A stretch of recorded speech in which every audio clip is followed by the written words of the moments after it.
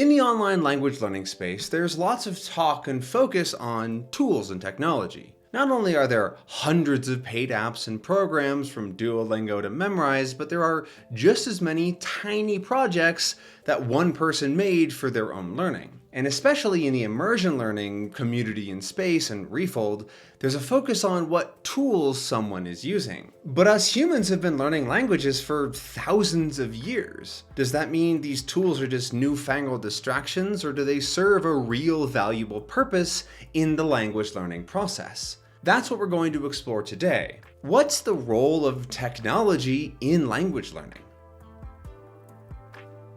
Let's start with a simple fact. You are the one learning the language. Your human body, mind, is what's actually learning the language. And if you believe in the extended mind thesis, our minds aren't just the massive tissue inside of our heads.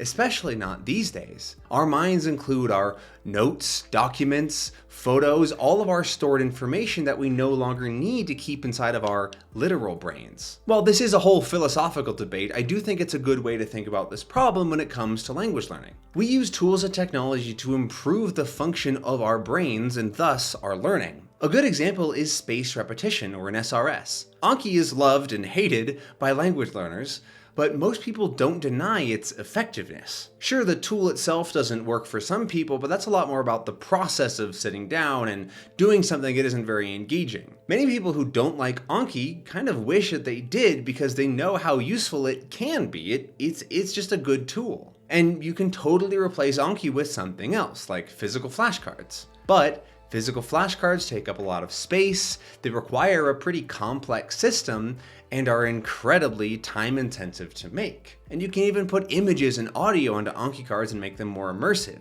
It's pretty clear that Anki is a more powerful program than a lot of the non-technological options. And this is how I see pretty much all tools when it comes to language learning. They exist to make something easier, do something otherwise impossible, or hack our brains in some way. And I don't mean that in like the sci-fi movie way to just learn a language in 20 seconds, but more of like this is a useful trick that gets you going. And the thing that I said at the beginning is still true. You're the one learning the language, but the tools and technologies can help you improve that process in some way or another. All good tools help you get more and or better input. Let's look at a few examples and why they're good tools. For example, time tracking. I use Toggle. A time tracking tool is a very useful brain hack because a lot of people get satisfaction or motivation from seeing their time investment. Number go up is a very powerful psychological force that lots of people use and love. Time tracking has the benefit of also being viewable and helpful if other people want to look at your learning. So if you're trying to get advice on your language learning routine, you can show someone exactly what you've been doing and they can look at it and analyze it and give you some recommendations. A meta layer is another common tool, like ASB Player is the one I use. And that's the name that we've given to something that goes over your content to make it more useful in some way. Some meta layers have a lot to them and are more complicated, like Migaku, and some are a little more subtle, like ASB Player. These tools fall into that category of making things easier and then making some things possible. The absolute simplest example is Autopause. I can just press Ctrl-P on my keyboard and my TV show pauses after every line to let me process the sentence. If I wanted to do this manually, it'd be very tiring and not nearly as accurate. Or adding the ability to toggle subtitles on and off with a single button press. Because on most streaming services, it's like 4 clicks and you can never get that play bar to go away after you've enabled them. Meta layers also allow you to do things that are otherwise impossible, like saving sentences instantly or looking up a word in 1 second. And the last sort of obvious example of technology being useful is media services, like online bookstores, audiobook stores, streaming sites, and any other website that you can think of that contains your target language. These tools make your life way easier and allow you to access content in basically every language, no matter where you are in the world. In my own case, I use a few streaming services which are really only meant for people in the Czech Republic, but thanks to the internet, I'm able to access all that content from halfway across the world. That's not something you could do 20 years ago. Now, to shift tone a little bit, I want to talk about tech in general when it comes to language learning. Technology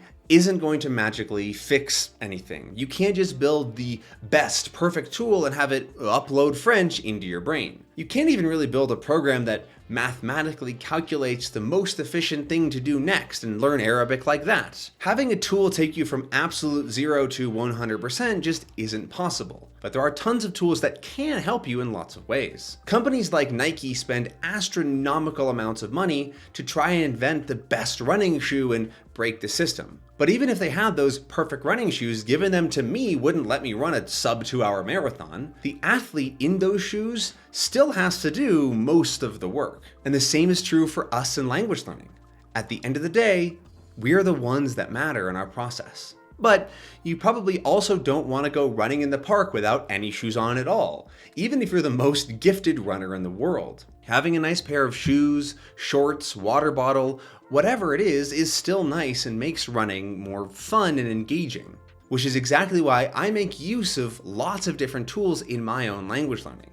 Actually, here's a chart I made for all of the tools that I use in my Czech learning. And yeah, I know, that's a lot. There are some duplicates and names on here that aren't actually tools, so if I boil down the list just to the individual tools that I use, this is what it is. 6 core tools, 5 secondary tools, and 7 supplementary things. Oh, and by the way, if any of these sound interesting as I'm talking about them, check the description for links because I've made videos on most of them.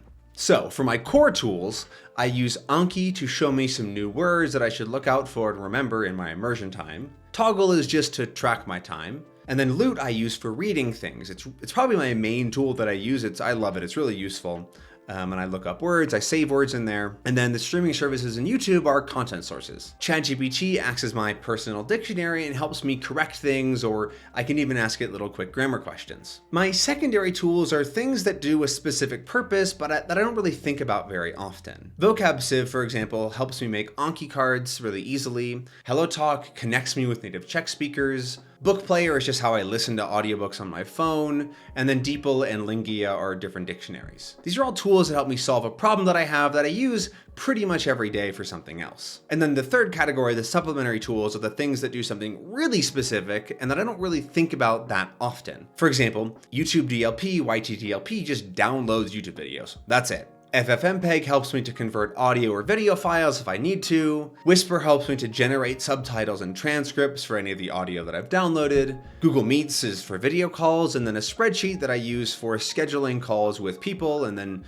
storing my own resources. MPV Player and ASP Player are just content players to help me to watch my media. And like I said, these tools don't really do that much, but they make my learning process and routine a little bit nicer. They're all super optional, you don't have to use any of them, but I find them useful for solving niche problems or annoyances that I have. And I also want to say, making this list for this video was a super useful exercise. It helped me to clarify what technology I use and it's why it's important to me for my learning. If you have any technology in your own language learning process, I highly recommend that you do something similar. Really sit down and audit or examine your tools and what purpose they serve, because you might find something that's actually not serving your goals. Because remember, the tools and tech are there to make you the best language learner you absolutely can be. No number of fancy tools and neat setups can fix bad habits and routines. If you need help in that department, I recommend checking out this video that I made a while ago all about language learning plans. Or you can check out my own Czech learning update videos where I talk in depth about my own plan.